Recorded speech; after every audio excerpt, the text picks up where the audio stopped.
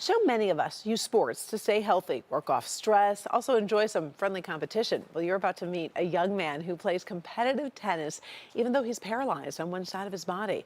Recently swept the 2023 Dallas International Para Standing Tennis Tournament, but tells Paula Tutman he has his eyes on an even bigger prize, but he can't do it alone.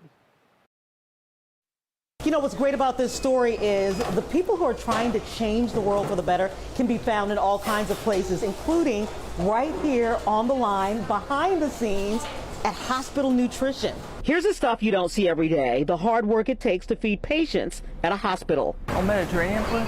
Right there, in the thick of the lunch rush, Danny Scrivano. 46? Oh. While he wasn't born to work twice as hard as everyone else to do the basics, he has been at it since 2 years old, when a stroke left him paralyzed over 1/4 of his body.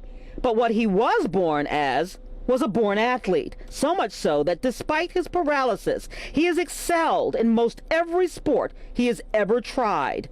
And then he took up tennis. It was like a duck to water. I just came back from Texas, Dallas, Texas, and I got the gold in singles and in doubles. We are all so proud of him. Whenever he has a tournament, we work together on the schedule to accommodate for his time off. He always comes back as a winner. But he has gone as far as he can go, because the creme de la creme for every athlete is the Olympics, and it's no different for Danny, except in order to participate in the Paralympics, he would have to be wheelchair bound, because there is no standing adaptive tennis in the Paralympics. And so Danny is now working to change that. In table tennis, they have wheelchair division and they have standing division.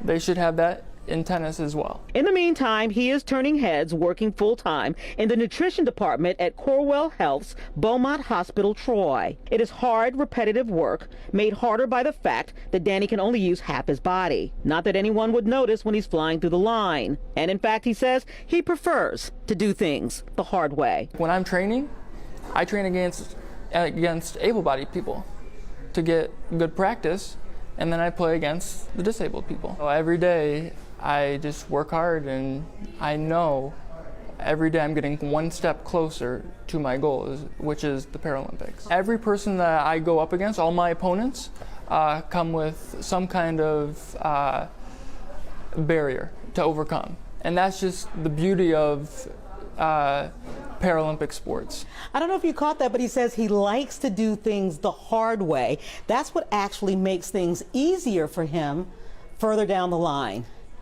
Paula Tutman, Local 4. Danny says the fastest way to get the Paralympic rules changed is to get more participation in the sport. He also hopes with a groundswell of public support and a demand for the rules to change, it might happen in time for him to compete.